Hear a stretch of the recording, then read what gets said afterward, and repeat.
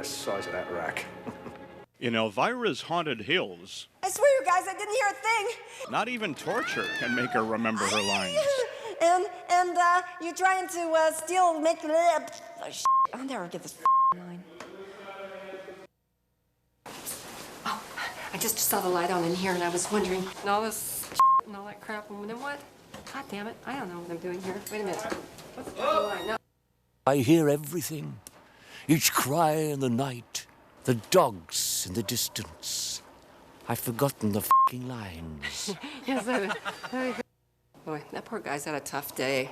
Yes, poor Vladimir. I don't believe I've ever seen him looking so morose.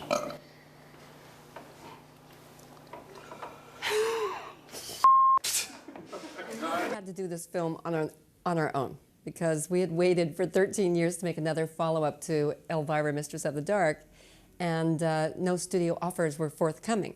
We had been through a good decade of Hollywood hell, where we had written several projects and would be in pre-production with a studio like Kuroko, and then they go into bankruptcy, or we have a pilot with CBS and it doesn't get picked up. When Cassandra first sent me the script to this movie, the first couple of pages in, I was already so excited because I could tell that this was going to do for the Roger Corman, Vincent Price, Edgar Allan Poe movies what Mel Brooks had done to the Universal horror films when he made Young Frankenstein. And the Corman, Price, Edgar Allan Poe movies are absolutely favorites of mine from my childhood, particularly Pit and the Pendulum. And the climax of this movie is directly from Pit and the Pendulum. The blood of 1,000 men and women was spilled within these walls. Basically, this film was a parody of all the old movies that I grew up with, which I loved, and those were a lot of Roger Corman films in particular. I loved the old Hammer films, but the old Gothic horror style of films that just aren't around nowadays. Do you know where you are, Bartholomew? You are about to enter hell.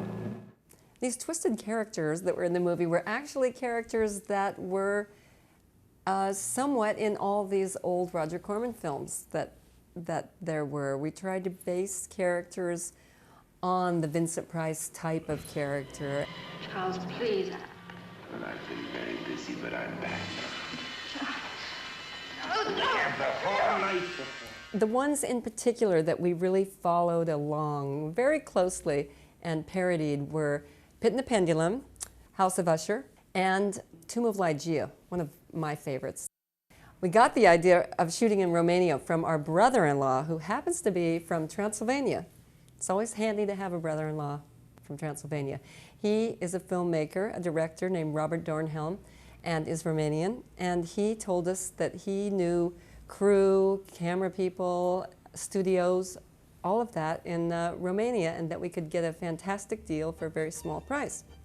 So I flew with him over to Romania in the summer prior to shooting. We scouted locations, we drove all over Transylvania and visited castles. I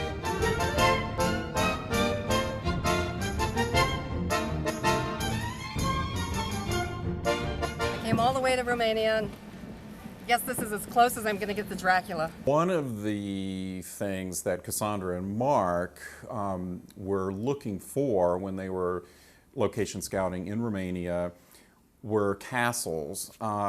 And they were really thinking maybe we'll shoot in a castle, certainly we could shoot the exteriors of the castles. When I came on board, I actually thought the complete opposite. I thought the reason to go to Romania for me is to be able to build the most incredible interior sets where we'd have total control. And also, as far as the exterior of the castles, I wanted them to look very storybook-like in the Roger Corman movies as matte paintings.